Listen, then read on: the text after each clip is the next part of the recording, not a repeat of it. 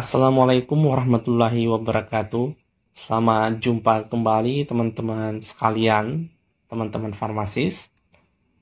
Pada video pembelajaran ini, kita akan belajar terkait bagaimana cara untuk melakukan pengobatan pada indera penglihatan yaitu mata, dan juga bagaimana cara mengobati diri sendiri yaitu pada kasus suatu penyakit yang terjadi pada indera pendengaran yaitu telinga. Nah, untuk lebih jelasnya terkait bagaimana cara melakukan suatu bentuk swamedikasi pada mata dan telinga, kita akan melihat lebih lanjut di slide-slide selanjutnya. Perlu diketahui ya, bahwa mata itu merupakan suatu indera yang mana fungsinya adalah menghasilkan gambar dan objek. Nah, gambar dan objek ini merupakan pusat perhatian dengan cara adanya suatu bentuk deteksi jumlah cahaya yang ditangkap oleh retina. Nah, itu untuk definisi mata dulu. Nah, kemudian selanjutnya, mata ini sering terjadi gangguan atau sering timbul penyakit di dalamnya, dan ini sifatnya terjadi di lapisan semua umur tanpa terkecuali. Apakah itu terjadi pada anak kecil, apakah itu terjadi di remaja, kemudian di orang dewasa, ataupun terlebih-lebih lagi di orang tua atau lansia. Jadi semua lapisan umur itu sangat berpotensi terjadinya suatu bentuk penyakit atau gangguan pada indera penglihatannya, yaitu mata. Nah, contoh gangguan mata yang paling umum atau paling sering terjadi itu adalah mata kering ya, atau mata yang warnanya merah atau warna agak merah jambu atau pink. Nah, gangguan tersebut itu bersifat ringan ya sampai berat. Jadi ada yang sifatnya ringan sampai benar-benar berat untuk gangguan mata. Yang tadi ya untuk yang mata kering dan mata merah. Kabar baiknya adalah kedua penyakit ini dapat dilakukan suatu bentuk pengobatan diri sendiri atau swamedikasi dengan obat-obatan yang tersedia secara bebas. Artinya obat-obatnya itu bebas dijual di pasaran tanpa adanya suatu resep yang diperlihatkan seperti itu. Nah, perlu juga diketahui ya bahwa masyarakat itu cenderung menganggap kedua jenis penyakit ini ya, yaitu mata kering dan mata merah ini, itu mereka menganggap bahwa ini adalah penyakit ringan yang kemudian tidak perlu diperiksakan ke dokter, sehingga masyarakat itu lebih memilih datang ke apotek atau toko obat untuk membeli obat-obatan yang dapat mengatasi gangguan mata yang terjadi, yang gangguan yang tadi ya. Nah, hal ini tentunya memberikan suatu bentuk kesadaran masyarakat yang begitu tinggi untuk melakukan swamedikasi atau pengobatan sendiri tanpa adanya suatu bentuk intervensi dari dokter, namun membutuhkan konfirmasi serta arahan dari seorang farmasis atau apoteker ya dalam proses pengawasan pengobatan yang dilakukan, misalnya seperti itu. Misalnya apakah sudah tepat obatnya yang akan diberikan, apakah aman, kemudian apakah sudah rasional.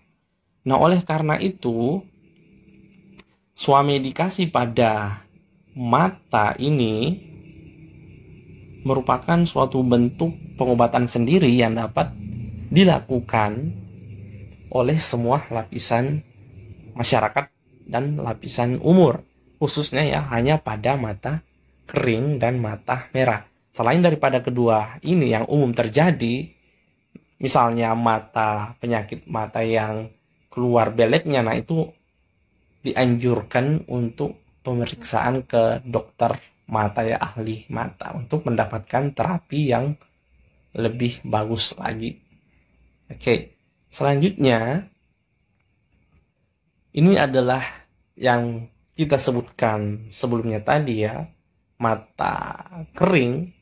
Mata kering itu bisa dilihat di sini, penyebabnya adalah karena terlalu lama menatap PC ya, komputer atau laptop atau gadget atau handphone terlalu lama menatap, apalagi jika menatapnya itu atau main HP-nya itu dalam kondisi penerangan yang tidak begitu tinggi, dalam artian bisa dibilang kondisi penerangannya itu agak buram atau remang-remang ya, nggak terlalu terang. Nah, kemudian mata kering itu juga bisa disebabkan oleh suatu bentuk penggunaan atau paparan AC yang begitu lama, yang suhunya itu sangat-sangat rendah. Nah, itu bisa menjadi faktor terjadinya mata merah. Ini khususnya biasanya terjadi pada orang-orang kantoran ya, atau orang-orang yang bekerja di suatu ruangan di mana ruangannya itu terpasang suatu AC yang kemudian dia bekerja misalnya di atas 8 jam dalam sehari. Nah, itu sangat berpotensi terjadi mata kering. Kemudian selanjutnya adalah penggunaan lensa kontak atau soft lens. Ini biasanya digunakan oleh para kaum wanita ya. Nah, hati-hati pada kaum wanita jika memang mau menggunakan soft lens ini, diperhatikan durasinya berapa lama ya. Itu jangan digunakan secara terus-menerus karena akan memberikan efek, pasti akan memberikan efek pada mata Anda, karena perlu diketahui bahwa mata ini merupakan salah satu organ vital. Kalau organ vital ini rusak, tentunya itu akan sangat merepotkan, apalagi pada mata. Oke, itu untuk yang mata kering. Selanjutnya adalah pink eye atau mata merah. Oke, mata merah. Nah, perlu di sini teman-teman melihat ya, bahwa untuk mata yang normal ini seperti ini bentuknya ya. Namun jika mata merah itu seperti ini, sangat bisa dilihat secara signifikan, secara kontras perbedaan di antara keduanya, yang mata yang normal dengan mata yang merah atau pink eye. Oke, paham ya teman-teman? Kemudian, oh ya, sebelumnya ya, teman-teman bisa melihat ya, pada mata kering dan mata merah itu semuanya bentuk warna matanya itu merah ya sebenarnya. Namun di sini ada perbedaan. Perbedaannya itu dilihat dari faktor penyebabnya. Kalau yang mata kering itu jelas penyebabnya adalah yang ketiga ini ya. Ini paling utama. Namun mata merah ini adalah penyebabnya selain daripada yang ketiga ini. Misalnya kemudian mata merah itu terjadi karena kelilipan, karena adanya suatu bentuk benturan terhadapnya ya, atau mungkin ada hal-hal yang memang menyebabkan mata menjadi merah, namun bukan daripada faktor penyebab mata kering, seperti itu. Oke, selanjutnya mata kering ya teman-teman. Untuk patofisiologi dan etiologinya, bahwa mata kering itu adalah kondisi yang sifatnya kronis yang ditandai dengan kekeringan pada permukaan mata ya. Jadi untuk faktor daripada mata kering ini sudah disebutkan sebelumnya ya, itu adalah multifaktorial. Kemudian gejalanya adalah cairan air mata itu berkurang dan juga terjadi gangguan pada permukaan mata akibat adanya perubahan permukaan epitel sehingga menurunkan jumlah air mata. Oke. Nah, gejala daripada mata kering itu adalah rasanya itu mata itu seakan-akan berpasir ya. Ada pasir di gitu, seakan-akan. Itu hanya seakan-akan aja ada pasir. Kemudian terasa panas. Kemudian gatal dan tentunya adalah warnanya menjadi merah.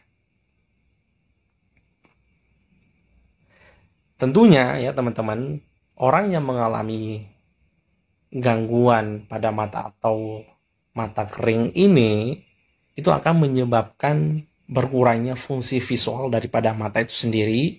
Selain itu muncul gejala yang tidak nyaman ya, seperti ini tadi, gatal, kemerahan gitu kan. Kemudian instabilitas lapisan air mata dengan potensi merusak permukaan okular karena air matanya itu kering atau produksinya itu sedikit sehingga dapat merusak permukaan okular. Jadi sebenarnya teman-teman, mata itu harus selalu dalam keadaan lembab. Harus dalam keadaan lembab. Oke, kita lanjutkan.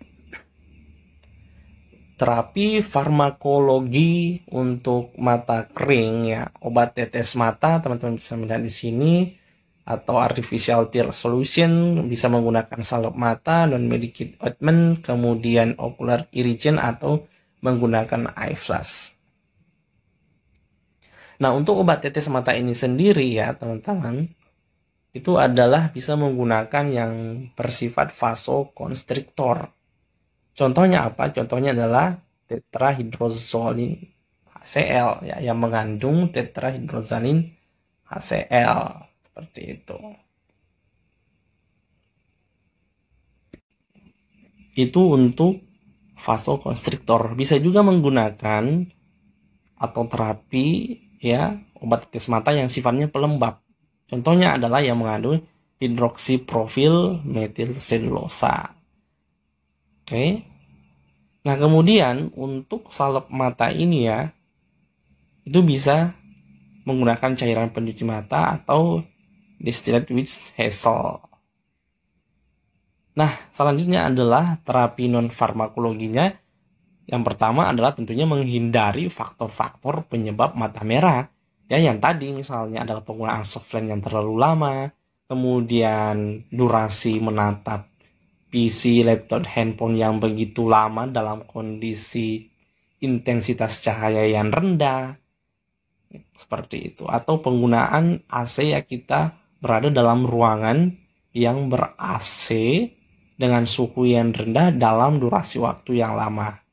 Selain itu, kita juga harus menghindari paparan debu atau juga paparan asap-asap yang ada di sekitar kita. Nah, untuk terapi herbalnya itu bisa menggunakan atau mengkonsumsi asam lemak esensial omega 3 selama dalam kurun waktu 1 bulan jika ingin mendapatkan hasil efek terapeutik yang maksimal. Jadi harus 1 bulan, minimal 1 bulan. Selanjutnya, nah ya teman-teman, ini merupakan salah satu publikasi yang diterbitkan ya.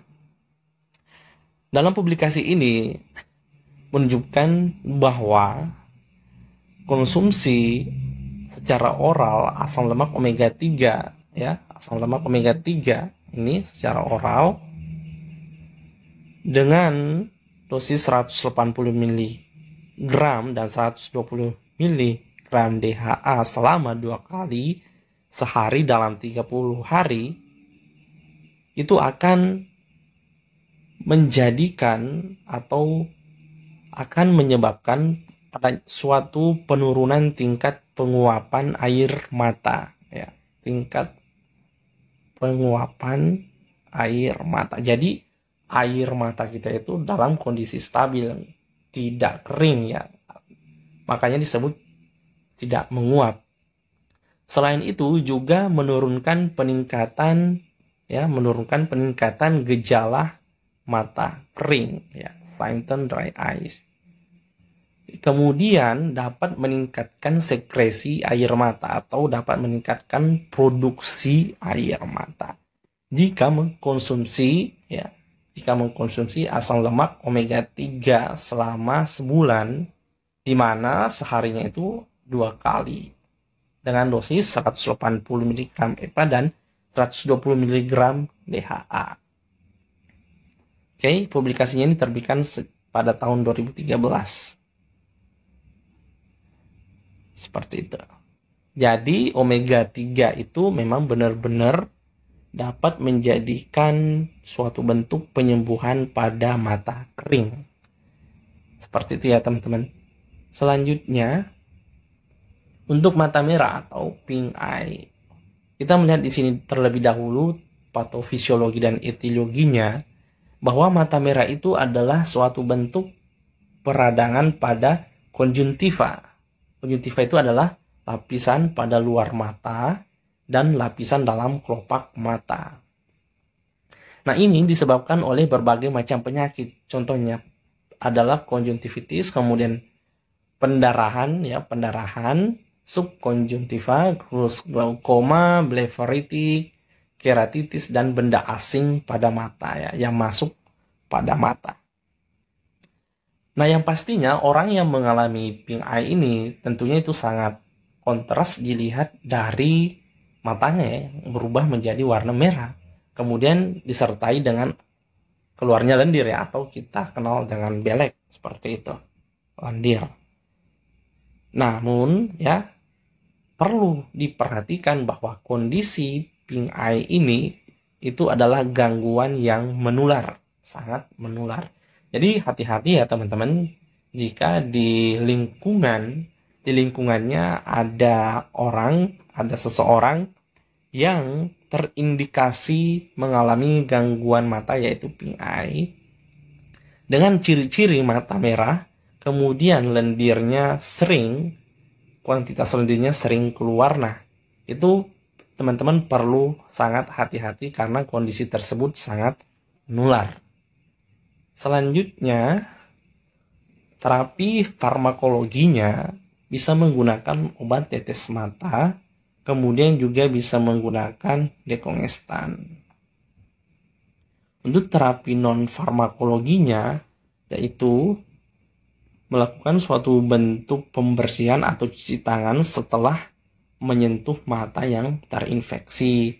Kemudian mohon untuk menghindari menggunakan lensa kontak. Jadi jangan dulu menggunakan lensa kontak jika pada saat itu sedang mengalami pink eye atau mata merah. Tunggu sampai sembuh Tapi jika sudah sembuh jangan langsung pakai juga. Tunggulah beberapa hari, sepekan, 2 pekan, atau kalau bisa nggak usah menggunakan lensa kontak lagi gitu. Kan lebih bagus itu sebenarnya normal aja, natural gitu, nggak usah menggunakan anggaplah aksesoris misalnya adalah soft lens, itu nggak usah sebenarnya, demi menjaga kesehatan mata kita yang merupakan salah satu organ vital. Selanjutnya, untuk pink eye ini pada suatu kondisi, pada suatu gejala tertentu itu harus dirujuk. Nah, terus kapan harus dirujuk? Pasien atau penderita pink eye ini itu disarankan agar segera dirujuk jika penglihatannya mulai kabur.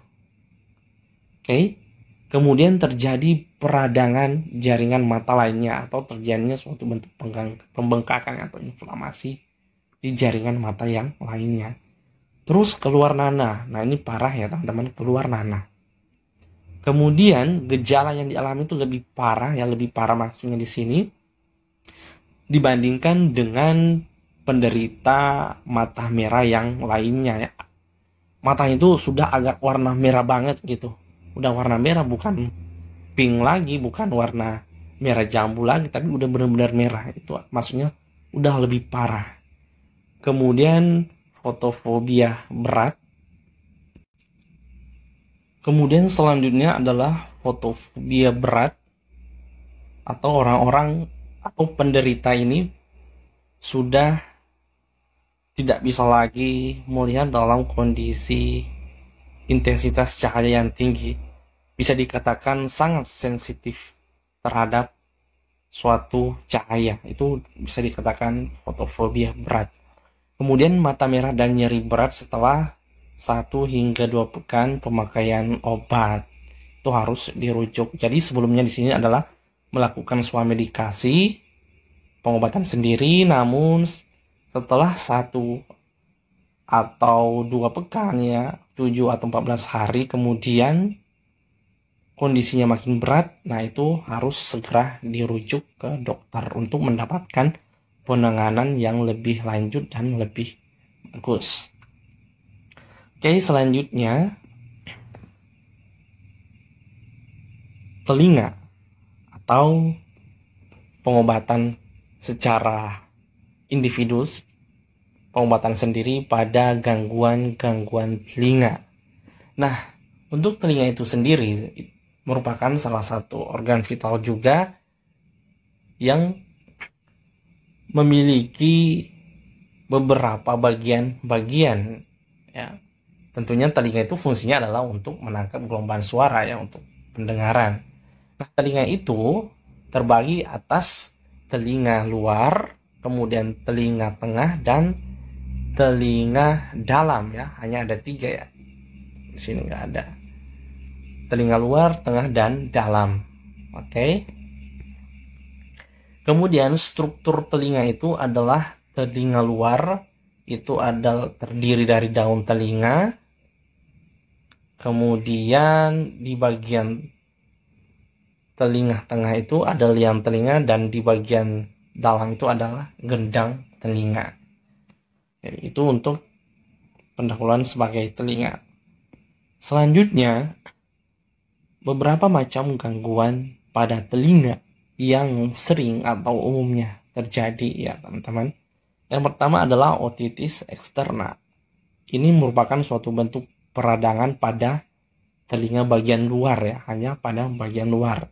Teman-teman bisa melihat di sini, ya, eksterna, X berarti luar.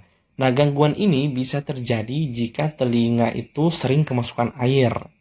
Misalnya adalah orang yang suka berenang. Kemudian yang kedua adalah otitis media. Ini adalah gangguan pada telinga bagian tengah yang disebabkan oleh infeksi virus atau bakteri. Penyebabnya adalah virus atau bakteri.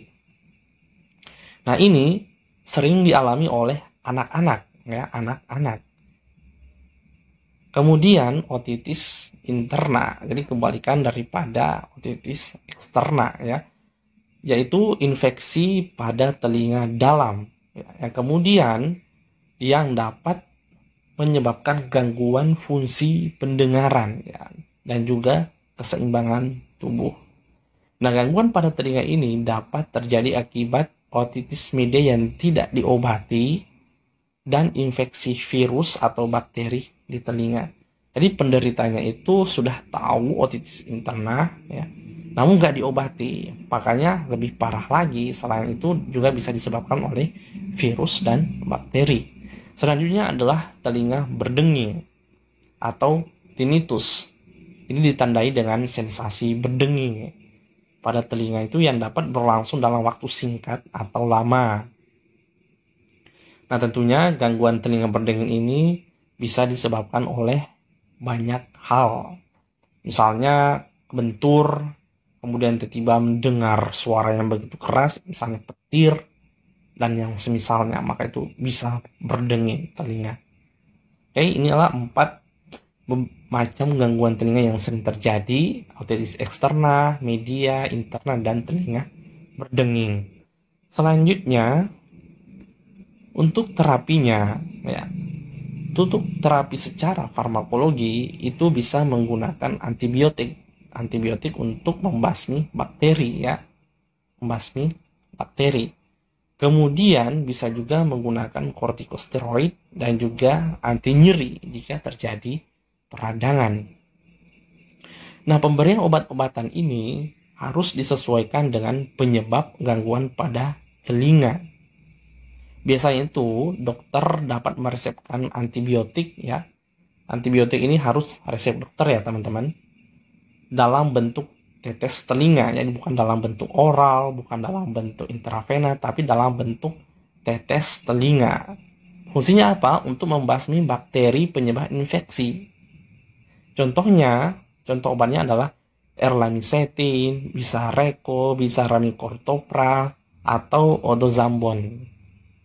Nah, selain itu bisa juga menggunakan anti jamur.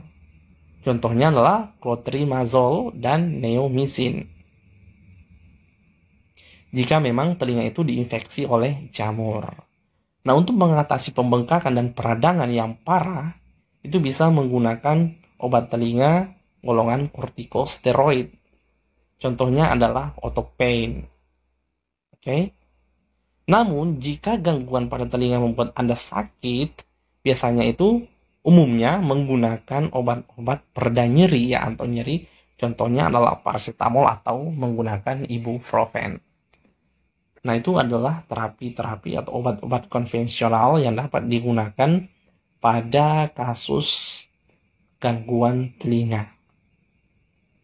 Selanjutnya, secara non-farmakologi. Ya, secara non-farmakologi, ini untuk telinga berdenging ya, teman-teman bisa melihat gambarnya.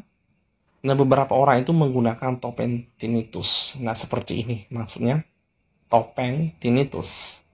Ini merupakan alat yang dikenakan seperti alat bantu dengar yang menghasilkan tingkat tetap pada suara netral. Alat ini umumnya biasanya digunakan pada orang-orang yang sudah mengalami gangguan pendengaran dalam artian frekuensi suaranya, gelombangnya itu sudah menurun gitu. Artinya hanya mendengar sedikit-sedikit suara meskipun udah dalam kondisi teriak, suara yang ditimbul itu adalah suara yang besar, namun tetap yang diterima di telinga itu kecil. Nah, itu biasanya menggunakan ini ya, max tinnitus. Oke. Jadi, umumnya suami medikasi non-farmakologi pada gangguan telinga itu adalah menggunakan alat bantu seperti yang ini max tinnitus ya untuk penderita yang sudah masuk dalam kategori tuli. Selanjutnya untuk penggunaan herbal ya teman-teman. Di sini bisa dilihat adalah menggunakan atau mengkonsumsi buah manggis karena memiliki kandungan kimia yaitu polifenol, kemudian xanthons dan tanin ya, yang menjamin astringen dapat menghambat perhatian serangga, jamur atau virus atau bakteri ya, yang kemudian tidak masuk pada telinga. Seperti itu. Gimana caranya? Bahannya dicuci, manggisnya dicuci, kemudian dibuat jus, setelah itu diminum.